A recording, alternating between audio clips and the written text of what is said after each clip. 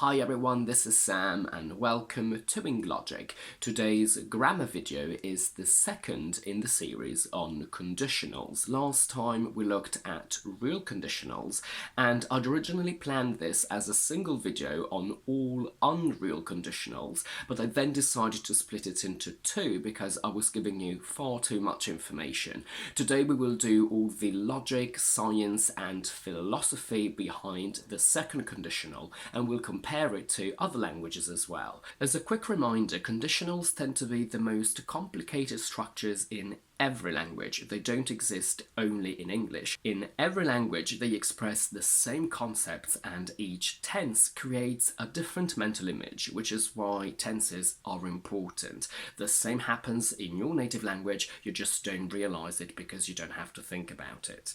Conditionals are a fancy way to express very basic and simple concepts that are related to two main areas: time, so when something happens, present, past, future, or always, and probability, possible, impossible, or certain. We will use the same technique as in the first video. I will give you the very basic concepts that conditionals express, and I want you to transform them into a conditional in your native language first, using the equivalent of if. You're very welcome to pause the video and come up with your solution. Once you've done that, we can then explore the English version.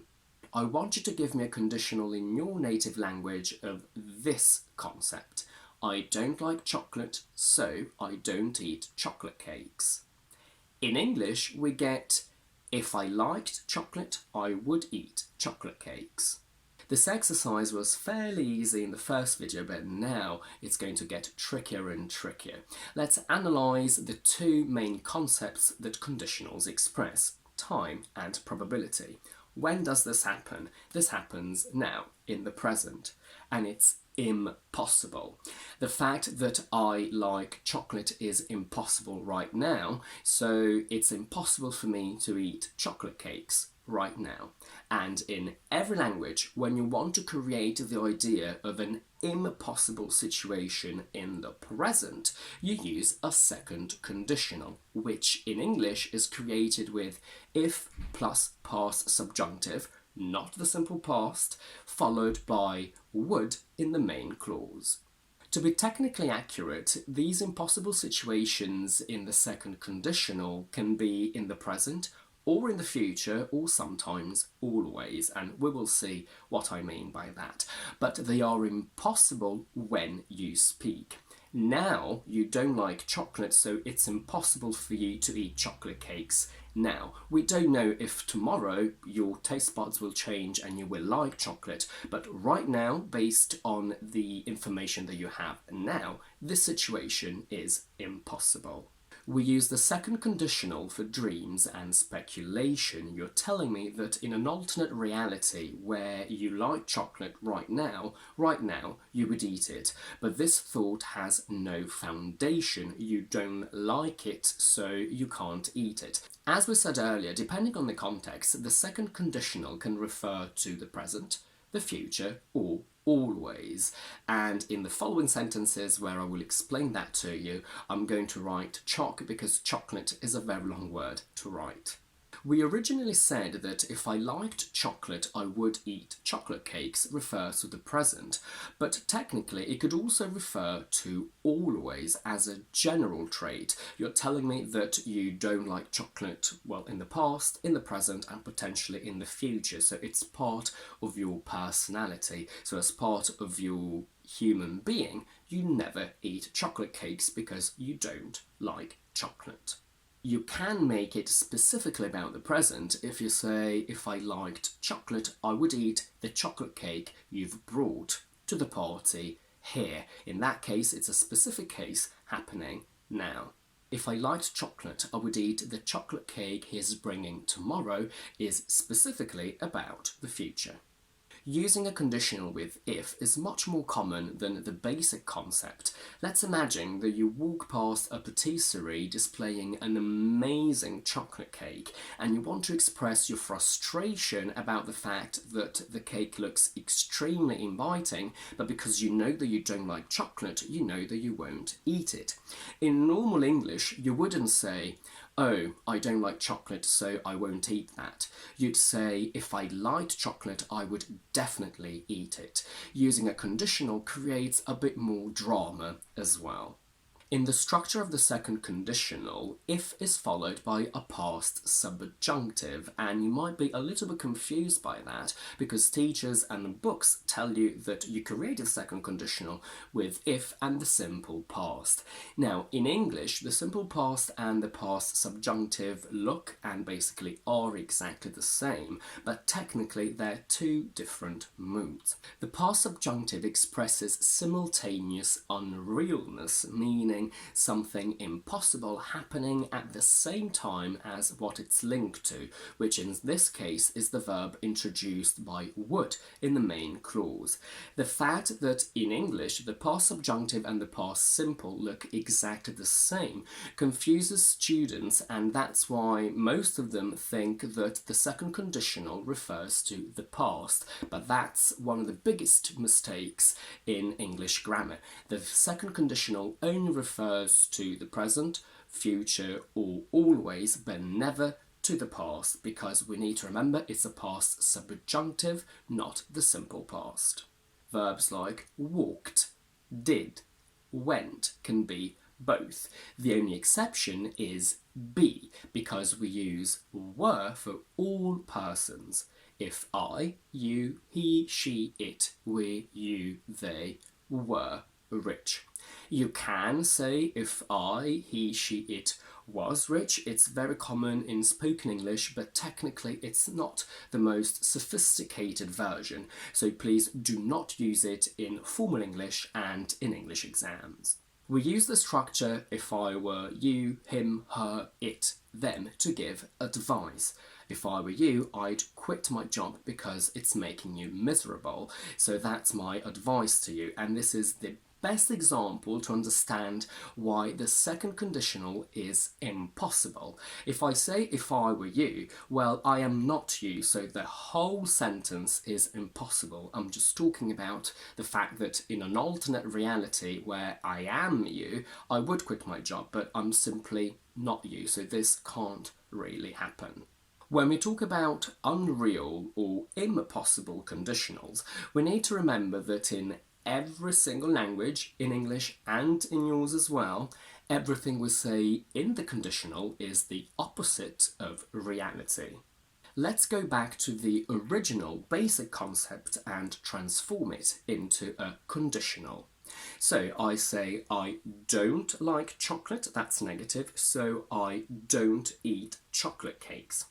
When you create a conditional, everything that you say is the opposite of reality. So I don't like chocolate becomes if I liked chocolate. Technically, this is grammatically affirmative. If I liked chocolate, I would eat chocolate cakes. So we went from two negatives in the basic concept to two affirmatives in the conditional. If I want to say that I like chocolate, so I eat chocolate cakes, in a second conditional I would say if I didn't like chocolate, I wouldn't eat chocolate cakes. I am not you, so I don't quit my job becomes if I were you, I would quit my job.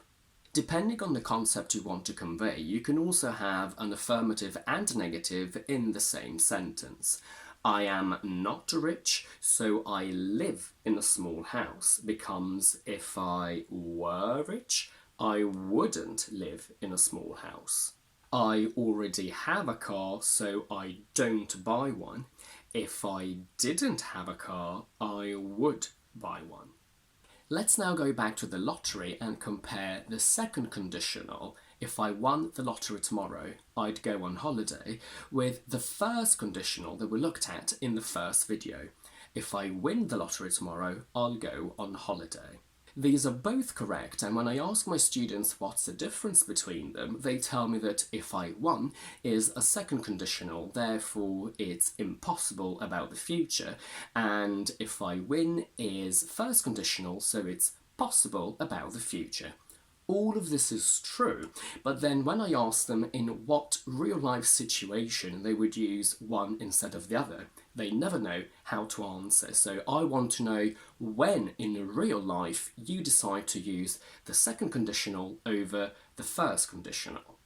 Telling me that the only difference is that one is possible and one is impossible is just airy-fairy grammar that is very abstract, but we actually need to use these sentences in real life, so we need to know when we can actually say them in a correct way. What happened in real life to change the probability of these two sentences? The first conditional is possible because I've actually bought a ticket, so I've given myself a mathematical chance to win. It's very slim, it's a lottery, but mathematically it can happen. In the second conditional, however, I haven't bought a ticket, so of course I will not win. It's impossible for me to win because there is no way they would ever pick my number because I haven't bought a number. So that is just speculation, it's just a dream. It's now time to compare English to another language, namely Italian, so I can prove to you that English structures are not that difficult when it comes to tenses and conditionals. And when students complain about how difficult English tenses and conditionals in general are, I always show them what happens in Italian so they can change their minds about it.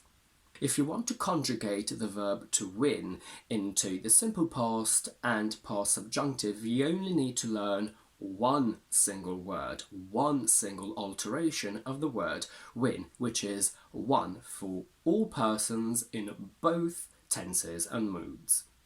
Vincere is the Italian translation of win, and look at what happens in Italian when we have the past simple and the past subjunctive. Each single person conjugates it in a different way, and the simple past is completely different from the past subjunctive, meaning that you have to learn all of these, and also, as you can see, these are very long words to remember.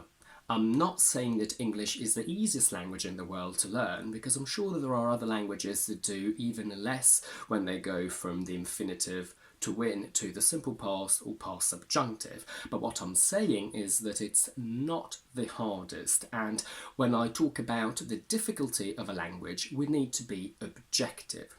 Of course, if Italian is your first language, you think that your conjugations are very easy and you find it impossible to understand why if I won refers to the present and not the past. But let's imagine that you don't speak either Italian or English. I show you this grid and I ask you, based on the difficulty of this grammar, which language would you like to learn? Which language do you think is easier? You would obviously go for English because in English you don't really have to learn anything. In Italian, however, every single person has a different conjugation. And that's it for today. If you like this video, please don't forget to give it a thumbs up and to subscribe to my channel down below. And do let me know in the comments if you'd ever thought about conditionals this way and if you have any questions about how they work. In the meantime, I will see you on Thursday with my quick vocabulary video and on Tuesday with another explanation one.